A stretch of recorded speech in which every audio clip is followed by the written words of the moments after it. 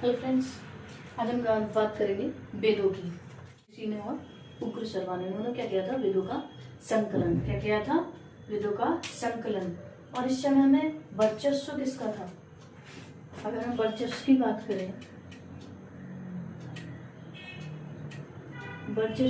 करें, तो किसका वर्चस्व था? ब्राह्मणों का। किसका था? ब्राह्मणों का। ठीक है। वेद त्रयी का मतलब है तीन वेद। तीन वेदों को क्या कहा गया? वेद त्रयी। ठीक है। वेद हमारे कितने हैं? तीन वेदों को क्या कहा गया? वेद त्रयी। ठीक है। हमारे वेद कितने हैं? 4। ठीक है। हमारे वेद कितने? 4। ऋग्वेद, यजुर्वेद, सामवेद और अथर्ववेद। ठीक है। ऋग्वेद, यजुर्वेद, सामवेद और अथर्ववेद। ठीक है। अब इनकी बात करते हैं, किसमें क्या था? तो ऋग्वेद में क्या है हमारा? ऋग्वेद में क्या है? गायत्री मंत्र की चर्चा मिलती है। किसकी? गायत्री मंत्र की चर्चा। और सोम देवता की चर्चा है। किसकी है? सोम देवता की चर्चा, गायत्री मंत्र की चर्चा और 10 राजा युद्ध की चर्चा है। 10 राजा युद्ध, जो 10 राजाओं के मध्य हुआ था। युद्ध में क्या था? इसमें 10 राजा एक तरफ थे, इकट्ठे होकर एक तरफ थे, और दूसरी तरफ में किसके विरुद्ध लड़ रहे थे? तो आर्यों के विरुद्ध। किसके? आर्यों के विरुद्ध। आर्यों में उस टाइम राजा कौन था? आर्यों का शासक कौन था? राजा वो थे राजा भरत। कौन थे? राजा भरत। और इनमें इस युद्ध में जीता कौन? आर्य जीते। ठीक है। कौन जीता? आर्य। आर्यों में राजा भरत, जिनके नाम पे हमारे देश का नाम क्या पड़ा? भारत। जिनके नाम पे हमारे देश को क्या कहते हैं? भारत। ठीक है। 10 राजा युद्ध की चर्चा मिलती है, 10 राजा युद्ध की। और वर्ण व्यवस्था की चर्चा मिलती है। वर्ण व्यवस्था ये जो जातियां हैं उनको किया गया था, और उनकी जातियां जो थी वो उनके कार्य पर डिपेंड थी। ठीक है। जिस तरह का कार्य होता था उस तरह के उनको जाति के हिसाब से ही कार्य होते थे उनके। और आर्यों की चर्चा मिली है। ठीक है। सूत्रों की चर्चा मिली है और मंत्रों की चर्चा मिली है। ठीक है। ऋग्वेद से क्या मिला है? गायत्री मंत्र की चर्चा मिली है। सोम देवता के बारे में बताया गया है। 10 राज युद्ध के बारे में जानकारी मिली है और वर्ण व्यवस्था के बारे में जानकारी मिली है। आर्यों के बारे में जानकारी मिली है, आर्यों की चर्चा मिली है, शूद्रों की चर्चा मिली है और मंत्रों की चर्चा मिली है। नेक्स्ट आता है हमारा यजुर्वेद। यजुर्वेद में क्या है? युद्ध की चर्चा है और यज्ञ की चर्चा है। युद्ध और यज्ञ की चर्चा कहाँ से मिलती है हमें? यजुर्वेद से। और इसमें क्या था? गद्य और पद्य की चर्चा मिलती है। ठीक है। युद्ध, यज्ञ और गद्य पद्य। युद्ध, यज्ञ, गद्य और पद्य, इन 4 चीजों की चर्चा कहाँ से मिलती है हमें? यजुर्वेद से। नेक्स्ट आता है हमारा सामवेद। सामवेद से हमें क्या मिला है? संगीत की चर्चा। किसकी? संगीत के बारे में जानने को मिला है। सामवेद में क्या है? संगीत की चर्चा मिली है हमें। किसकी चर्चा मिली है? संगीत की चर्चा मिली है और 7 स्वरों की चर्चा मिली है। संगीत की चर्चा और 7 स्वरों की चर्चा कहाँ से मिली है? सामवेद से। ठीक है। नेक्स्ट आता है हमारा अथर्ववेद। अथर्ववेद से किस किस की मिली है? जादू टोने की जानकारी, चिकित्सा की जानकारी, विज्ञान की जानकारी और वशीकरण की जानकारी कहाँ से मिली है? अथर्ववेद से। ठीक है। अथर्ववेद में जो अथर्ववेद में वर्ण व्यवस्था जाति के आधार पर थी। किसके आधार पर? जाति के आधार पर। ठीक है। अथर्ववेद में वर्ण व्यवस्था किसके आधार पर थी? जाति के आधार पर। ठीक है। नेक्स्ट है वेदों के भागों को क्या कहते हैं? ब्राह्मण ग्रंथ। ठीक है। वेद कौन कौन से हमारे? ऋग्वेद, यजुर्वेद, सामवेद, अथर्ववेद। ठीक है। इनके ज्ञाता अब हम जान लेते हैं, इनके ज्ञाता को क्या कहते हैं और ब्राह्मण ग्रंथ इनका कौन सा है, उपवेद कौन सा है। ठीक है। वेद हमारा है ऋग्वेद। इसके ज्ञाता को कहते हैं होत्री। क्या कहते हैं? होत्री। और इसके ब्राह्मण ग्रंथ कौन से हैं? ऐतरेय और कौस्तुकी। ऐतरेय और कौस्तुकी, ये हमारे सबसे प्राचीन ब्राह्मण ग्रंथ है। सबसे प्राचीन ब्राह्मण ग्रंथ कौन से हैं? ऐतरेय और कौस्तुकी। ये कैसे हैं? हमारे सबसे ये सबसे प्राचीन, सबसे प्राचीन कौन से हैं? ऐतरेत और कौस्तिकी। ठीक है, ये हमारे सबसे प्राचीन ब्राह्मण ग्रंथ है। ठीक है, नेक्स्ट आता है हमारा यजुर्वेद। यजुर्वेद के ज्ञाता को कहते हैं अधर्युग। क्या कहते हैं? अधर्युग। ठीक है, इसके ब्राह्मण ग्रंथ कौन से थे? शतपथ और तैतरय। शतपथ और तैतरय। नेक्स्ट आता है हमारा सामवेद। इसके ज्ञाता को क्या कहते थे? उद्गाथा। क्या कहते थे? उद्गाथा। उद्गाथा। और इसके ब्राह्मण ग्रंथ कौन सा था? पंचबीस। कौन सा था? पंचबीस। ठीक है, नेक्स्ट आता है हमारा अथर्ववेद के ज्ञाता कौन थे? ब्रह्मा जी। अथर्ववेद के ज्ञाता को क्या कहते थे? ब्रह्मा।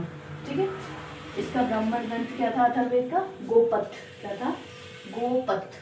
ठीक है, अब इन वेदों के उपवेद की बात करें तो सबसे पहला था हमारा आयुर्वेद। कौन सा था? आयुर्वेद। इसके ज्ञाता को क्या कहते थे? प्रजापति। क्या कहते थे? प्रजापति। नेक्स्ट हमारा उपवेद है धनुर्वेद। जो ये आयुर्वेद है ये ऋग्वेद का उपवेद है। ऋग्वेद का उपवेद कौन सा है? आयुर्वेद। ठीक है, यजुर्वेद का उपवेद कौन सा है? धनुर्वेद। सामवेद का उपवेद कौन सा है? गंधर्ववेद। अथर्ववेद का उपवेद कौन सा है? शिल्पवेद। ठीक है, तो आयुर्वेद के ज्ञाता को क्या कहते थे? प्रजापति। क्या कहते थे? प्रजापति। धनुर्वेद के ज्ञाता को क्या कहते थे? विश्वामित्र। कौन थे? विश्वामित्र। गंधर्ववेद के ज्ञाता कौन थे? नारद। नेक्स्ट शिल्पवेद के ज्ञाता कौन थे? विश्वकर्मा। कौन थे? विश्वकर्मा जी। वेदांगी। वेदों के अंग की। वेदों के अंग कितने? 6। पहला है व्याकरण। पुस्तक कौन सी है? अष्टाध्यायी। कौन सी है?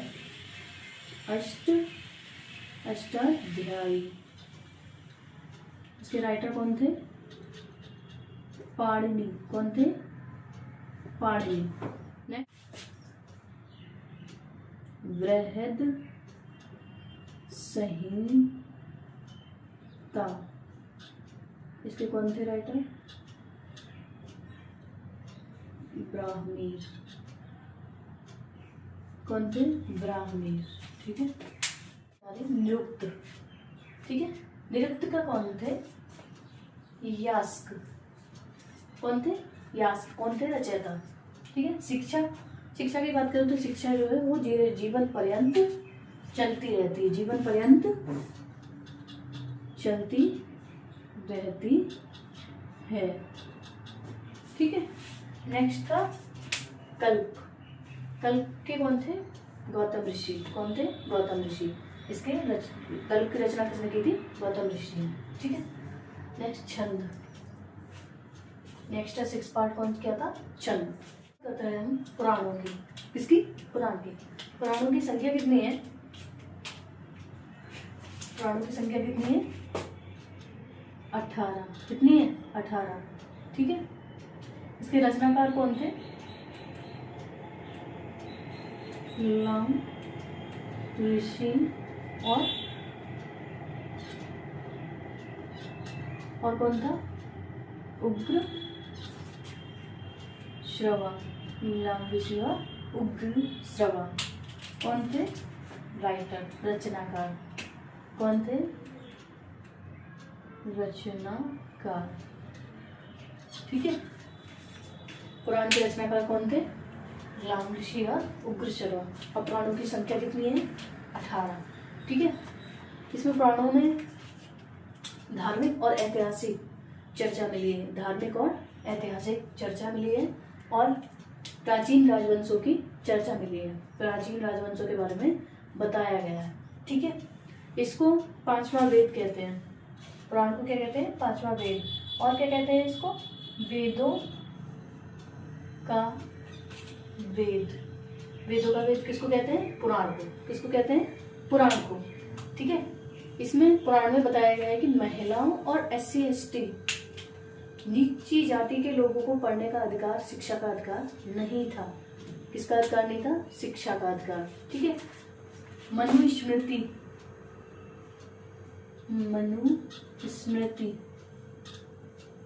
मनुस्मृति में भी क्या बताया गया है कि महिलाओं और SC ST नीची जाति के लोगों को शिक्षा का अधिकार नहीं था। नेक्स्ट, पुराणों में बात करते हैं विष्णु पुराण की।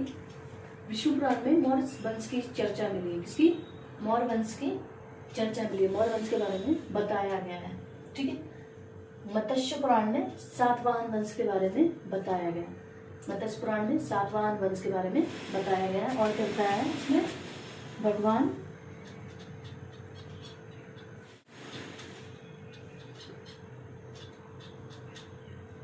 विष्णु के 10 अवतार की चर्चा मिली है। 10 अवतार की चर्चा मिली है। और क्या बताया इसमें? और इसमें बताया है कि भगवान के अवतार उनका ही अंश होते हैं। क्या बताया गया है? भगवान के अवतार भगवान का ही अंश होता है। किसके होते हैं? भगवान के। ठीक है। वायु पुराण में गुप्त वंश की चर्चा मिलती है। और वायु पुराण में क्या कहा गया है? वायु पुराण में कहा है कि समुद्र गुप्त का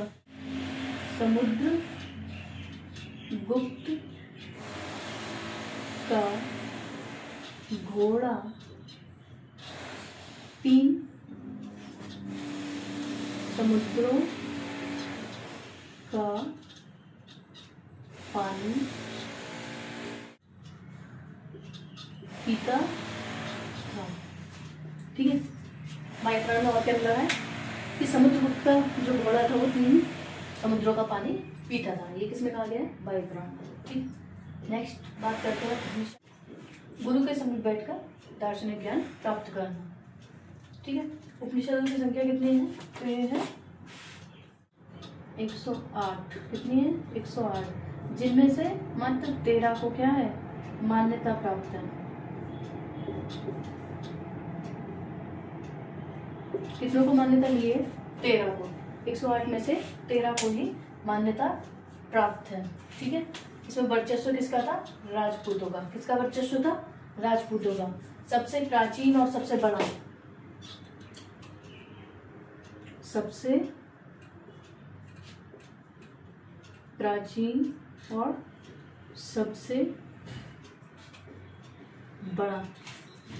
प्राचीन और सबसे बड़ा उपनिषद कौन सा था? बृहदनारायण उपनिषद। कौन सा था? बृहदनारायण उपनिषद। क्या होता है? बड़ा। तो सबसे बड़ा कौन सा था? बृहदनारायण उपनिषद। और ये सबसे ज्यादा प्राचीन है। ठीक है। नवीन जो था ये कौन सा है? नवीन। ये कैसा है? नवीन। ठीक है। कौन सा था? आलोपनिषद। कौन सा था? आलोपनिषद। इसकी ये किसके काल में लिखा गया था? अकबर के। किसके? अकबर के काल में। किसके काल में लिखा था? अकबर के काल में। ठीक है। आलोपनिषद किस काल में लिखा गया था? अकबर के। ठीक है। उपनिषद का मीन्स क्या होता है? गुरु के पास बैठकर ज्ञान प्राप्त करना। ठीक है। इनकी संख्या कितनी थी? 108, जिनमें से मात्र 13 को ही मान्यता प्राप्त है। ठीक है। नवीन उपनिषद कौन सा था? आलोपनिषद। कौन सा था? आलोपनिषद। ठीक है। इसमें राजपूतों का वर्चस्व था। और सबसे प्राचीन और सबसे बड़ा उपनिषद कौन सा था? बृहदनारायण। कौन सा था? बृहदनारायण। ठीक है। तो ये अथर्ववेद में से लिया गया है। अथर्ववेद में है इसका वर्णन, मंडोपनिषद का। और मंडोपनिषद से लिया गया है ये वाक्य, सत्यमेव जयते। मंडोपनिषद से क्या लिया गया है? सत्यमेव जयते। ठीक है। नेक्स्ट है कंठोपनिषद। इसमें क्या है? ओम की चर्चा मिलती है। किसकी? ओम की चर्चा मिलती है। ओम के बारे में बताया गया है। और यम तथा नचिकेता की कहानियां मिलती है। किसमें? कंठोपनिषद में। किसमें? कंठोपनिषद में। ठीक है। नेक्स्ट आता है आपका जालोपनिषद। जालोपनिषद में भगवान ब्रह्मा विष्णु महेश तीनों की चर्चाएं मिलती हैं। और इसमें किसकी चर्चा मिली है? आश्रमों की चर्चा मिली। किसकी? आश्रमों की। ठीक है। आश्रम कितने प्रकार के हैं? 4। ठीक है। कौन कौन से? ब्रह्मचर्य, गृहस्थ, वानप्रस्थ और संन्यास। ठीक है। ब्रह्मचर्य, गृहस्थ, वानप्रस्थ और संन्यास। ब्रह्मचर्य आश्रम है ये 5 से 25 वर्ष का था। 5 से 25 वर्ष का। और गृहस्थ आश्रम जो है वो 25 से 50 तक का। और वानप्रस्थ आश्रम है ये 50 से 75 वर्ष तक का। संन्यास 75 से आगे तक। ठीक है, ये इनको कैटेगरी में डिवाइड किया गया था। ब्रह्मचर्य 5 से 25 साल के व्यक्ति ब्रह्मचर्य ले सकता था। गृहस्थ आश्रम, इसमें गृहस्थ मतलब गृहस्थी में जाना, तो वो 25 से 50 वर्ष का व्यक्ति जा सकता था। वानप्रस्थ 50 से 75 वर्ष का व्यक्ति वनों में जाके रहता था। संन्यास आश्रम मतलब 75 वर्ष से जब तक वो जीवित था तब तक क्या था, संन्यास आश्रम। ठीक है, होप आपको वीडियो पसंद आई हो, आपको समझ में आया। प्लीज़ मेरे चैनल को सब्सक्राइब करिए, लाइक करिए, शेयर करिए और कीप वॉचिंग। Thank you.